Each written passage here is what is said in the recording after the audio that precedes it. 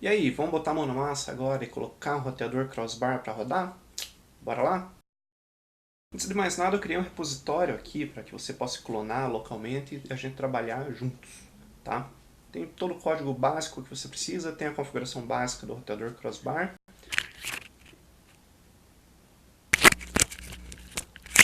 Tem tudo que você vai precisar para rodar testes, para entender os conceitos fundamentais e tudo mais. Você pode clonar e usar.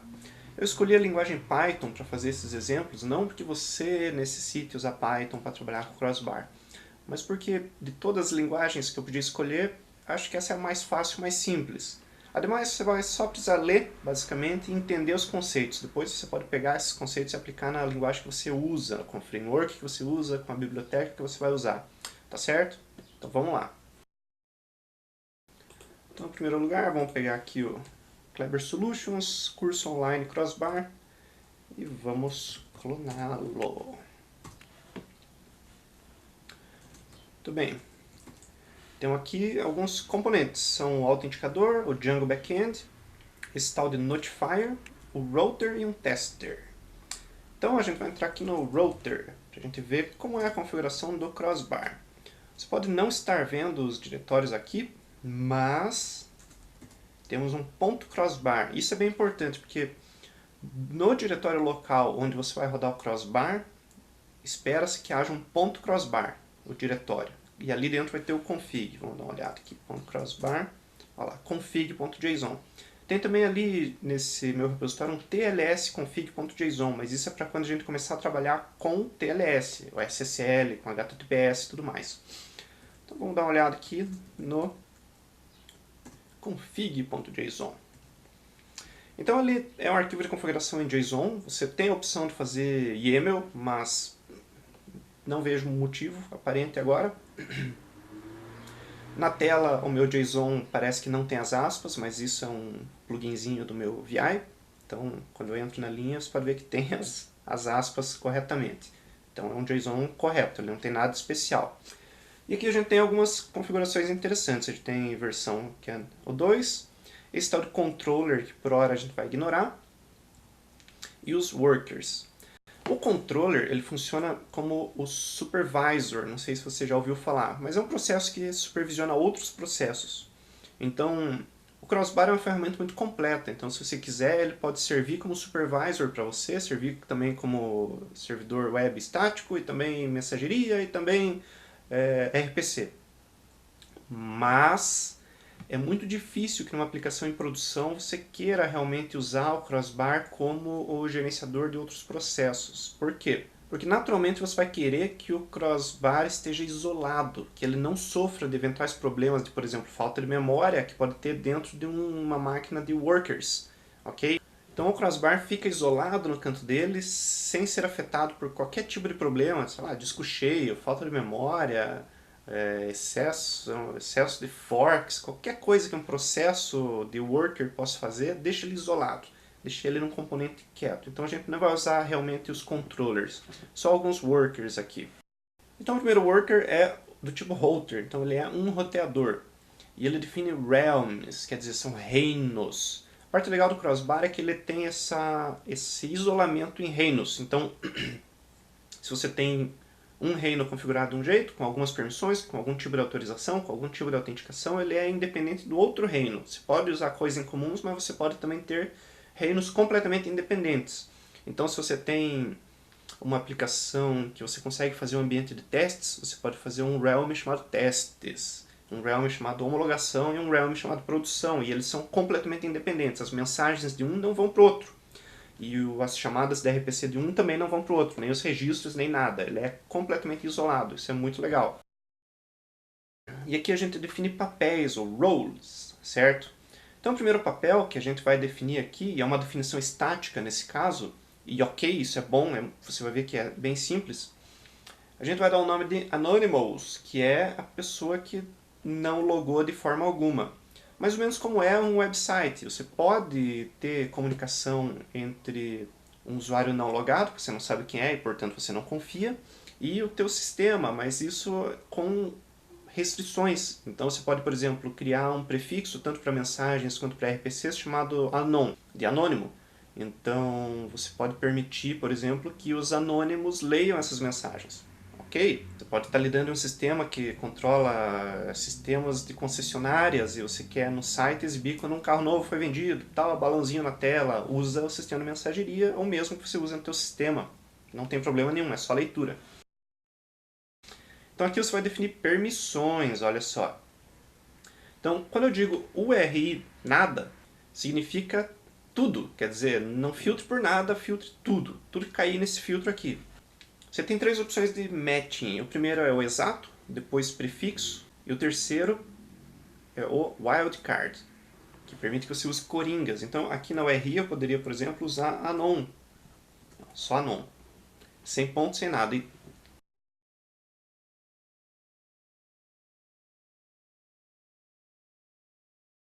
E, pelo amor de Deus, não coloque um asterisco aqui. A gente às vezes tem tendência de achar que isso aqui vai funcionar. Não funciona. O asterisco é levado literalmente e você vai acabar com um sistema que não vai responder direito e as mensagens de erro não vão deixar muito claro que o problema é aquele dito cujo do asterisco. Até porque, como é que o crossbar vai saber que aquele asterisco não é de propósito? Certo? Então, só anon já serviria para fazer um match de prefixo. Então, toda mensagem que seria anon ponto alguma coisa, tópico, anon ponto, ou um RPC registrado como anon ponto algum nome, ele cairia nesse conjunto de permissões. Mas no caso, como a gente não tem nada de anônimo, a gente vai tirar tudo. E aqui são as permissões mesmo, que são interessantes. O que é permitido? Chamar RPC? Não. Registrar um RPC? Não. Publicar uma mensagem? Não. E inscrever-se num tópico de mensagens? Também não. Então, aqui no meu caso, o anônimo é fechado. O anônimo não faz nada, não lê nada, não registra nada. Beleza? O disclose aqui é independente, porque não tem nada sendo feito, mas é uma opção que em alguns casos é interessante de você receber, por exemplo, uma chamada de RPC e conseguir informações a respeito da conexão. Eu quero meio que saber quem é o cliente. Então, esse disclose de caller ou publisher pode ser interessante. O de caller é para eu que defino o RPC saber quem está me chamando. E o publisher é para quando eu receber uma mensagem eu saber quem a enviou. Pode não ser a melhor prática no mundo das arquiteturas orientadas a eventos, mas às vezes é importante e necessário.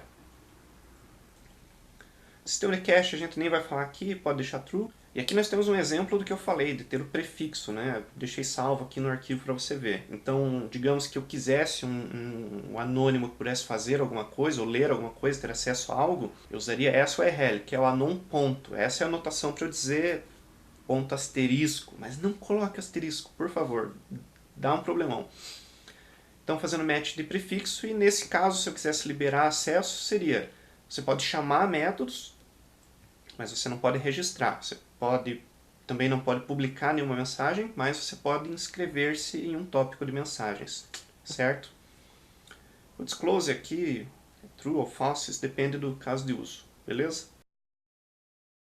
O próximo papel, o próximo role é o user. Então eu vou tratar user como uma pessoa que está utilizando o sistema, que está logada e eu já a identifiquei corretamente, certo? Então eu confio nesse usuário, até o limite de onde eu devo confiar em usuários. Né? Então, a URI dele é user ponto, né? Match de prefixo, então tudo que for user ponto vai estar ok de acordo com esse conjunto de permissões. O que eu deixo ele fazer? Ele pode chamar métodos, ele não pode registrar nada, porque ele é usuário.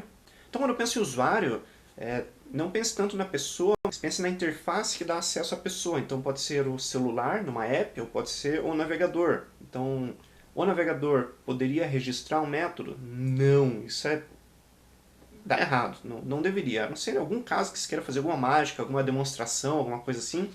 Ok, mas no geral, em uso de sistemas, o browser não registra nada. Assim como, de preferência, ele não deveria publicar nada. Mas aí cada caso é um caso. Então, se eu quiser chamar... olha só, vamos entender direito o que eu estou falando aqui.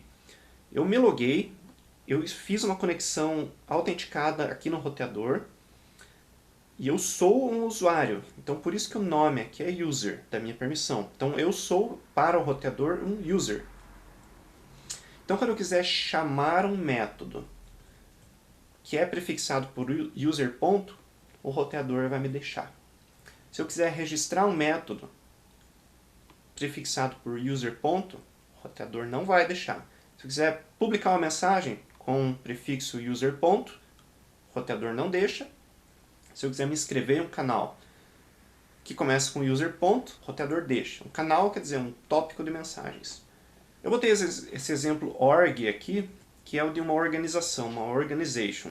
Mas no sentido de haver métodos relacionados a organizations. É uma forma de gerenciar usuários dentro de organizações, mais ou menos como você tem organizations dentro do GitHub ou dentro do Heroku, esse tipo de coisa. De novo, um match baseado em prefixo. Então aqui a ideia é que eu tenha métodos que são prefixados por org ponto que o usuário no browser ou numa app no celular consiga usar. Mas fora isso, se não casar com nada, então essa URI vazia aqui, não pode fazer nada. Então, a não ser que seja org.user, o user não pode fazer mais nada, certo? Fecha as permissões, isso é bem importante. E o próximo papel, que é interessante, é a app. Por quê? Porque pensa que você tem um roteador com uma entidade externa. Então, você precisa autenticar as aplicações que se registram nele. Porque, do contrário, pode vir um browser com um cliente JavaScript de um cliente que você não confia, um usuário que não está logado, não está autenticado, e registrar um monte de método, como se fosse uma aplicação. Então eu preciso autenticar também as aplicações, certo? Porque o roteador não vai diferenciar, está vindo de um browser, está vindo de uma app ou está vindo do meu servidor, do back-end. Então, autentique sempre as suas aplicações. Aqui tem um exemplo bom. Então, se o meu autenticador, que a gente vai ver depois, registrou essa conexão como app, como uma aplicação, quer dizer, parte ali do que eu chamo de back-end, então eu permito chamar, permito registrar, permito publicar, permito inscrever-se em canal. Dou permissão para tudo. E faço o disclose de tudo. E habilito o cache, que a gente não vai nem comentar, depois você pesquisa aí. Ok? Próximo item são os transportes. Você pode criar vários tipos de endpoints, vários tipos de conexões, vários tipos de bridge, como eu comentei. Aqui a gente vai lidar com um endpoint que é universal. Então ele é um TCP na porta 80, que comunica com um WebSocket. Tá? Então, esse WS aqui que você está vendo é um endpoint em que você vai colocar o endereço. Por exemplo, meu roteador crossbar 2.80, né, porta 80, barra WS, que é esse cara que está aqui. Ele é do tipo WebSocket, ele grava cookies e a autenticação, e aqui é legal, a autenticação é do tipo WAMP CRA, tem dois tipos de autenticação aqui, e ticket. Ticket é a autenticação mais simples de todas. Como você pode ver, eu coloco principals, que é o nome de usuário, mas aqui nesse caso eu estou usando para registrar aplicações. Então eu posso registrar aplicações minhas, eu posso também fazer um registro de aplicações de terceiros, caso eu tenha integrações, ou posso registrar aplicações, sei lá, de alguém que cria aplicações, mas eu não confio muito, ou tem permissões limitadas. Se eu tenho uma organização muito grande, uma empresa muito grande, pode ser que cada departamento tenha permissões distintas para publicar ou registrar coisas no roteador. Então, esse tipo de ticket é o mais simples e eu uso para as apps, porque o dado não trafega muito longe e também não trafega em lugar muito aberto, digamos assim. Então, a tua aplicação vai ter um principal, que é como se fosse o nome do usuário, e ela precisa emitir esse ticket, que no caso aqui é essa string simples, ensinar e capacitar com traço. Tem que ser uma espécie de senha. E o role que eu vou aplicar para esse backend app é app. Então, esse app é o que vai ser usado para verificar permissões, ok? Mas o WAMP-CRA já é um tipo mais complexo de autenticação e ele é muito legal. Por quê? Porque ele é baseado num desafio. Então, como é que é feita a conexão? A senha do usuário não trafega no fio. O que você faz é passar para o cliente um desafio. Quer dizer, você fala assim para o cliente, ó, aplique esse algoritmo aqui de hash na senha que você sabe e me mande esse hash, ok? Então, o que trafega pelo fio é um hash da senha e não a senha. E daí você compara, pegando a senha que você sabe que é a correta no servidor, faz o mesmo hash e verifica se a senha bate e está ok. Beleza? Isso é bem interessante. E é bom para autenticação de usuário, a autenticação no navegador, numa app e tudo mais. Então os meus usuários nesse roteador aqui serão autenticados via o AMP-CRA e olha só, com o tipo de autenticação dinâmica, quer dizer, não vai ser uma autenticação que fica aqui estática nesse arquivo de configuração, ele vai para um componente. Qual componente? Esse registro aqui que é Session Authenticate. Você tem um fluxo que é o seguinte, uma app minha, que é justamente aquele Authenticator, vai conectar no roteador. E para se conectar, ele vai se autenticar via ticket, que é a autenticação simples das apps. Ele se autenticando, ele vai registrar um método chamado Session Authenticate. E esse método vai ser chamado toda vez que um usuário quiser logar-se no roteador, quer dizer, quiser abrir uma conexão autenticada. Então esse Session Authenticate é um método registrado pelo meu Authenticator, que é uma app, né? Eu chamo de app os componentes que estão conectados no roteador, que lida com a autenticação de uma maneira dinâmica, quer dizer, eu implemento a autenticação dos usuários da maneira que eu achar melhor. Eu vou no banco, eu vou em um serviço externo, eu vou onde eu quiser fazer a autenticação do jeito que eu achar melhor. Tá legal? E finalmente, ainda dentro dos transportes, as options. As options são importantíssimas. Por quê? Essas opções aqui são meio que default, mas é muito importante que você preste atenção nos timeouts. Porque é um erro muito comum quando você configura um roteador crossbar usando ali o que tem na documentação, de você não definir timeout nenhum. Então quer dizer, eu tenho uma app que registra um método, e de repente por qualquer motivo essa app cai. Mas como o roteador não tem timeout nenhum definido, ele vai ficar sempre achando que aquela app está no ar ainda. Ou seja, a minha app cai e o meu roteador nunca fica sabendo, porque não tem um ping sendo enviado, não tem uma maneira de eu saber que a outra aplicação está viva. Então aqui eu seto pings e seto timeouts, quer dizer, se a minha app não respondeu ping em 7 segundos, um ping que eu vou mandar a cada 10, quer dizer que ela está down, ela caiu, ela não está mais respondendo e eu considero que aquele método já não está registrado. Muito importante prestar atenção nas options. Você vai ter dificuldades, vai ter problemas se você configurar isso aqui errado. E daí eu configuro aqui um endpoint web, que tem o pf barra, ele é do tipo estático e o diretório é o /node /static. Por que /node? Porque eu vou rodar esse roteador aqui dentro do Docker. Então ele tem aqui o diretório node já para isso. Habilito a listagem de diretório. Ele tem outro path, que é esse info, que vai dar informações a respeito do nó, e um path chamado ws, que é para conectar o próprio WebSocket. Você pode conectar via HTTP e o WebSocket é um upgrade de conexão. É tranquilo. Mas assim, o path de web estática é completamente opcional. Eu gosto de deixar ali, primeiro para ter o node info, e segundo para ver se está tudo correndo direito, eu consigo pelo menos baixar uma página e dizer, não, o roteador está vivo. É fácil de fazer um health check visual mesmo.